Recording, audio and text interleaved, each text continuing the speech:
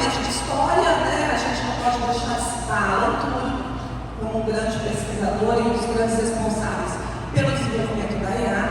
Então, lá em 1950, ele escreveu esse paper, esse artigo, em que ele questionava, né? O tema era: as máquinas podem pensar? Lá em 1950. E ele mesmo dizia: bom, acho que eu não quero responder essa pergunta, eu não quero responder se uma máquina pode pensar, porque eu vou entrar em questões muito filosóficas, né? Do que é pensar e do que é máquina. Então, ele estabeleceu um jogo, né? Que ele chamou de jogo da imitação, e talvez vocês tenham assistido o filme Imitation Game, conta a história meio romantizada também, mas é filme, né? Desse jogo, né, de Alan Turing. E nesse jogo, o que ele estabeleceu? A gente tem 3 jogadores: jogador A, jogador B, jogador C. Jogador A, um homem; jogador B, uma mulher; jogador C, um juiz. Tá? E esse juiz, ele tinha que conversar com o jogador A e o jogador B sem ter um contato direto, sem saber quem são essas pessoas, e decidir quem era a mulher. E o jogador A tinha o objetivo de enganar o jogador C, né? De fazer não descobrir quem é a mulher.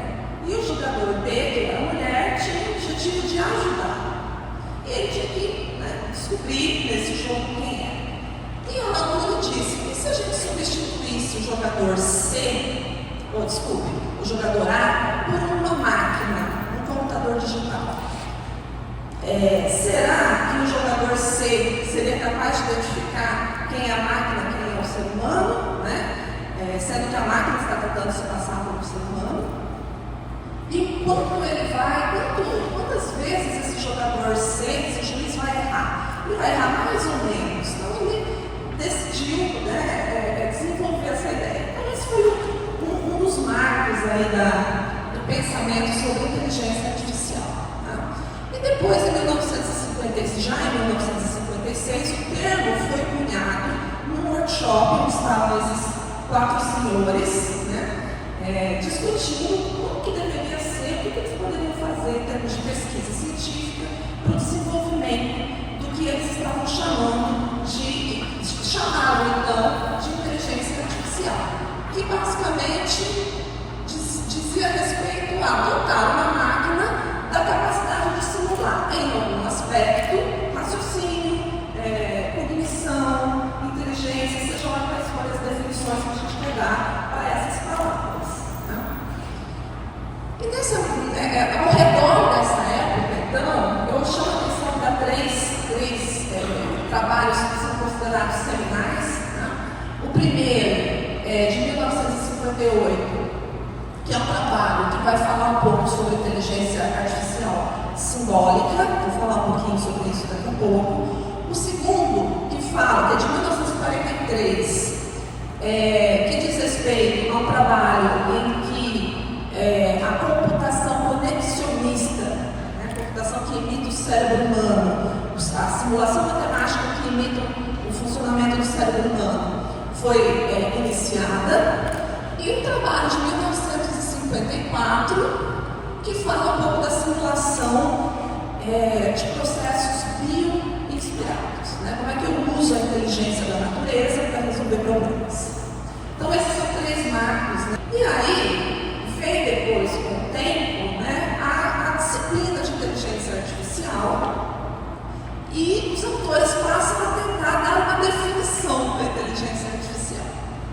E aí, a coisa pega, porque ninguém consegue dar uma definição universal que seja aceita por todos em termos de o que seria essa inteligência artificial. Então, algumas dessas definições, elas vão para o lado de imitação do ser humano, quer dizer, como o ser humano age. Então, vamos fazer máquinas agir como os seres humanos agem.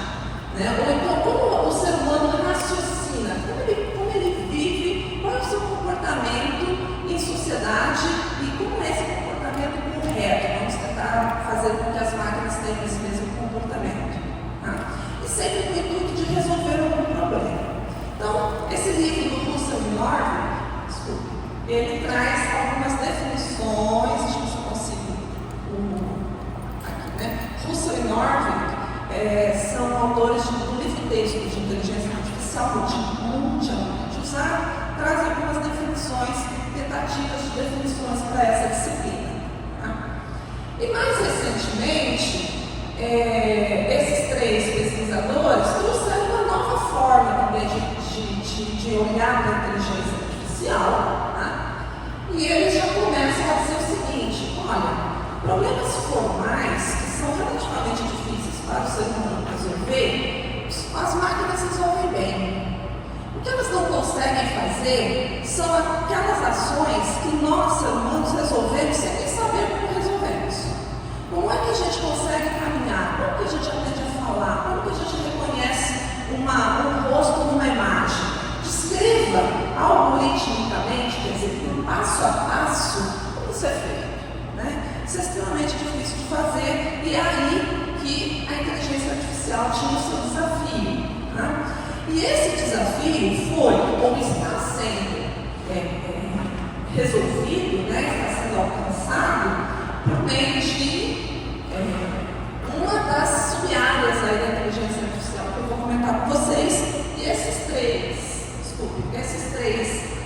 pesquisadores aqui, o Fellow, Yoshua Bengio e o Profile, junto com outros pesquisadores, mas esses são os que estão mais, digamos, na crista da onda, né? Eles estabeleceram linhas aí de trabalho que tiveram muito sucesso. Bom, aí quando a gente fala em inteligência artificial enquanto disciplina, quando os meus alunos falam assim para mim: professor, o que é inteligência artificial? Eu falo: não sei. Não sei o que é inteligência artificial.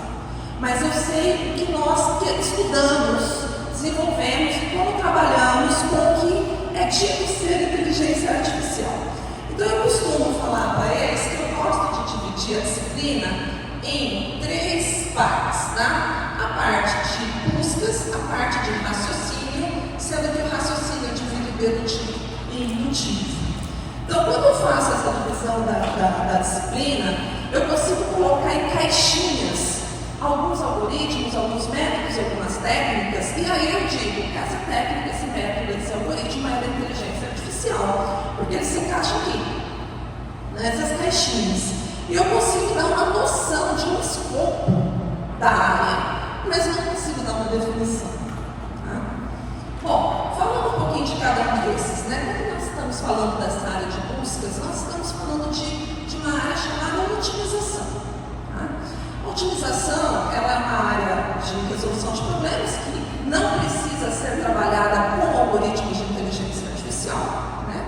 Ela pode ser trabalhada com algoritmos N, mas quando nós estamos no contexto de inteligência artificial, nós também temos condições de resolver problemas de otimização. Tá? Então, eu só coloquei aqui um exemplo, né, do que pode ser um problema de otimização.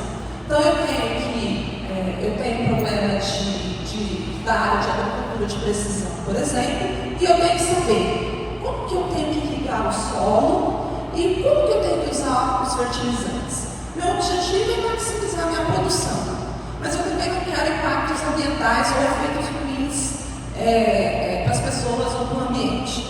Se eu uso mais fertilizante, aparentemente a produção aumenta, mas eu também trago efeitos ruins. Se eu uso menos, a produção cai, o lucro cai. Então, todo problema aqui de otimização. Tá? O que a gente quer com a otimização é achar uma solução ótima, ou pelo menos uma solução boa para essa decisão de quanto de fertilizante eu vou usar, dado que eu tenho algumas restrições para atender. Tá? Quando a gente vai para a área de inteligência artificial, a gente começa a olhar para esse problema de otimização de uma maneira um pouco mais aberta. Então, eu vou usar de mecanismos matemáticos de otimização, mas eu vou incluir o que a gente costuma dizer de informação sobre o problema, principalmente na forma de heurísticas. Né? Então, eu vou tentar acoplar a essa solução matemática de otimização informação que ajude esse processo de otimização a chegar a uma boa solução. Tá?